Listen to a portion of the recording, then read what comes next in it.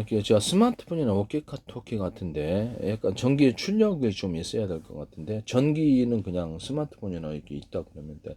결합을 시켜갖고 전기 부분 하더라도 소프트웨어적으로 신호를, 남의 신호를 처리해 주는 거거든요. 군 같은 데서 이렇게 어떤 스마트폰이나 워키토키 같은 기타 이렇게 어떤 무선 통신 송수신 장치에다 증폭 장치를 달아놓다 그러면 소프트웨어 기능을 넣어줘야 되고, 증폭은 이렇게 배터리 같은 데를 딱 결합을 시켜가지고 전기 에너지를 이렇게 공급을 해줌으로써 이것을 처리를 할 수 있어요. 증폭 기능이 있으려면 좀 이렇게 발열 기능도 좀 더 강해야 되기 때문에 이 기술을 가지고 이렇게 전파의 송수신거를 늘릴 수 있다고 제가 말씀을 드렸는데, 아니면 작은 증폭 장치를 이렇게 가지고 다니거나 뭐 드론에다 실어가지고 증폭하거나 이런 기술도 가능하다. 뭐 차량에도 그걸 가지고 무선 송수신기를 담다, 아니면 무전병에 메고 다니든가 작은 구조라도 증폭을 원한다면 휴대용으로 갖고 다녀도 괜찮다. 배낭 같은 데게 예를 병사 하나하나가 이거 갖고 다니면 전파의 송수신 거리가 늘어나므로 뚜렷이 잡힌다는 거죠.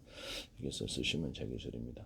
자, 워키토키를 갖다 일반 유선 인터넷에서 중계를 송수신 해줘갖고 워키토키를 가지고도 서울시 전역, 대한민국 전역을 커버한 이동통신망을 만들 수 있다 그랬죠. 거기 하시면 제 기술, 뭐 거기 중개하는 업체가 있으면 이 사업 구조를 쓰시면 전 세계적으로 대박일 것 같은데요.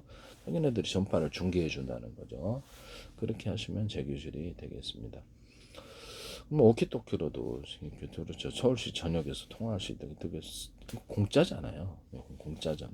이거를 중개를 해준다는 거죠. 돈 좀 더 받겠죠. 공짜로 해준다. 안전히 공짜로 해준 사람 없어요.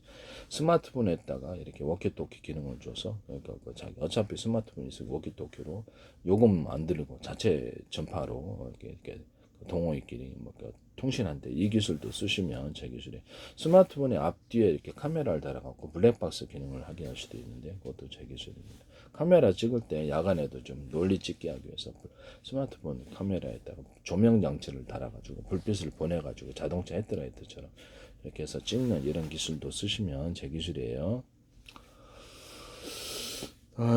또는 뭐 스마트폰이나 카메라에다 셀프 카메라 개념을 줘가지고 리모컨으로 작동을 하게 하든지, 아니면 몇 초, 셀프카 기능을 넣어주면 몇 초 외에 찍힌다. 그래서 미리 딱 가능해. 그러면 동영상이다 1분 분량 시간을 정하고 찍는 기술을 쓸 수 있는데, 일반 카메라에도 쓸 수 있습니다. 셀프카 또는 몇 초마다 한 장씩 찍히게 이렇게 하거나, 이거는 사진을 찍히고 또 몇 초 외에 동영상이 찍힌다. 이런 것도 마음대로 정해놓을 수 있습니다. 이런 셀카 기능을 추가하시면 제 기술이 되겠습니다.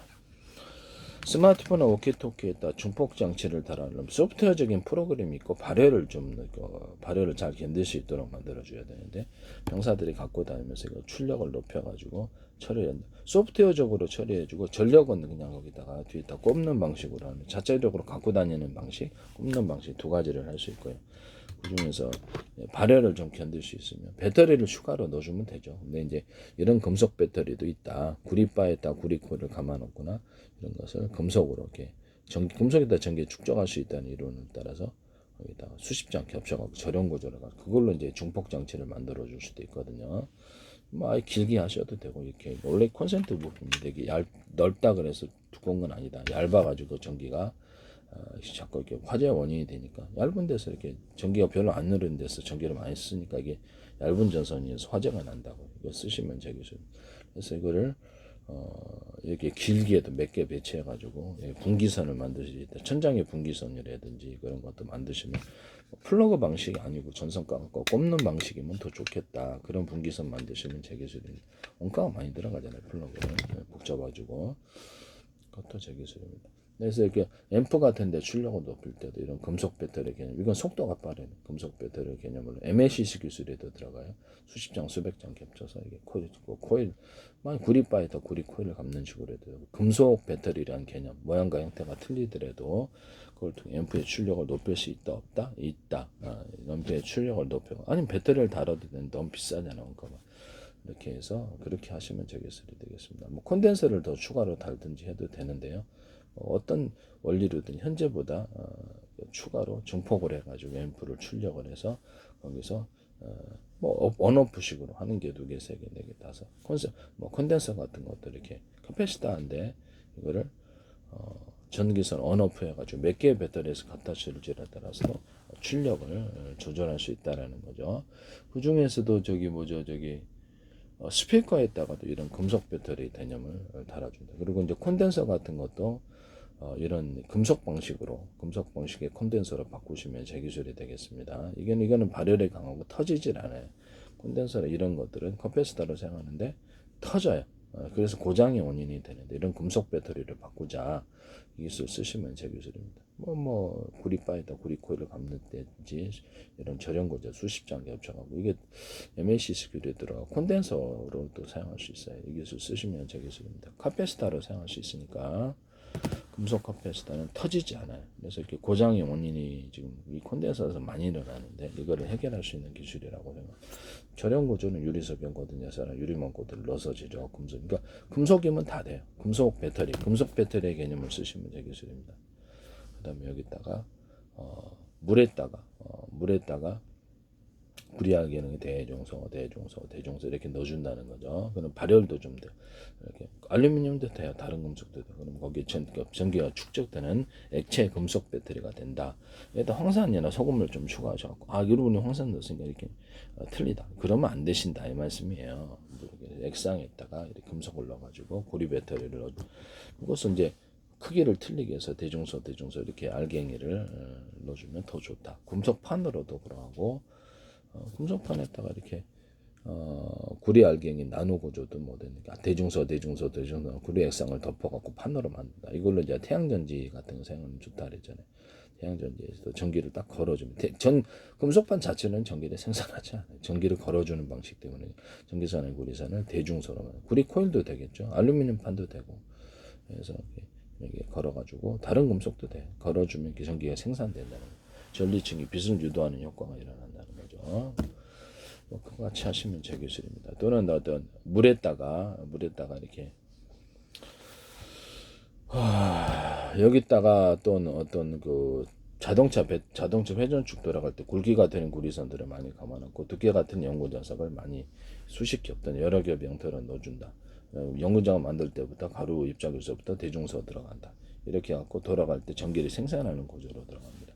전기선 안의 구리선이 대중소면 주파수 방생선 좀 더 많은 송전이 된다. 그것을 할 때 전기선을 이렇게 송전선을 여러 개로 많이 만들어 놓으면 좀 더 많은 전기가 생산이 된다.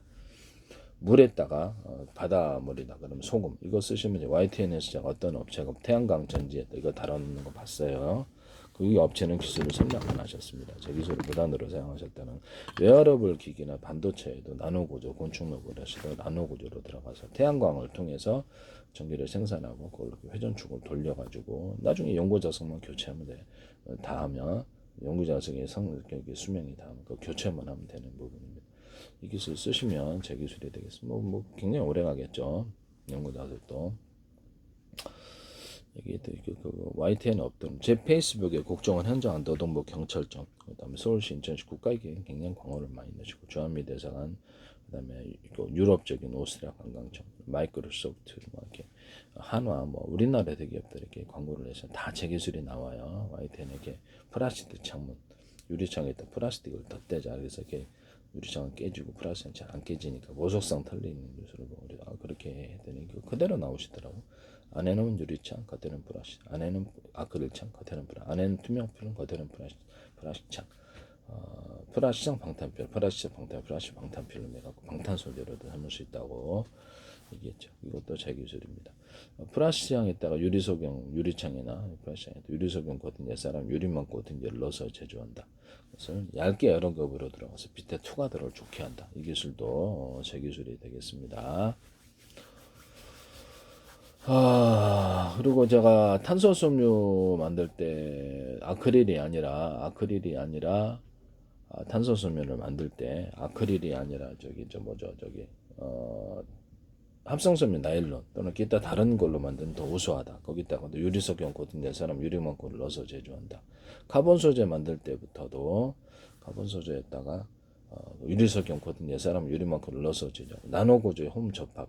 홈을 파가서 접합시킨다는 거죠. 플라스틱창도 유리창도 플라스틱과 플라스틱 또는 플라스틱창과 이렇게 유리창 결합할 때도 홈을 좀 파서 결합시키는 이런 기술을 쓰시면 좋다.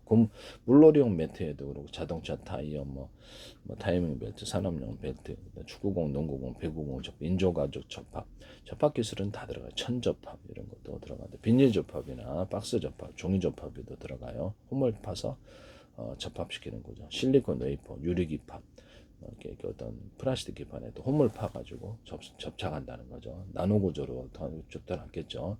그래서 이렇게 그러면 이렇게 강하게 협입을 해서 접착제가 그 안에 들어갈 거 아니에요. 딱 이렇게 저기 딱 접착이 되고 수력 터널과 수평 터널을 파서 전기선과 통신선을 넣는다. 실리콘 웨이퍼, 유리 그다음에 유리기판, 플라스틱판에도 유리석영 코팅, 사람 유리만큼 넣어서 제조한다. 반도체 웨이퍼에도 흐물에도 제가 있듯이 시야를 파서 전기선과 통신선을 넣는다. 거기다가도 저런 구조나 유리석영 코팅, 사람 유리만큼 넣어서 제조. 반도체 실리콘 웨이퍼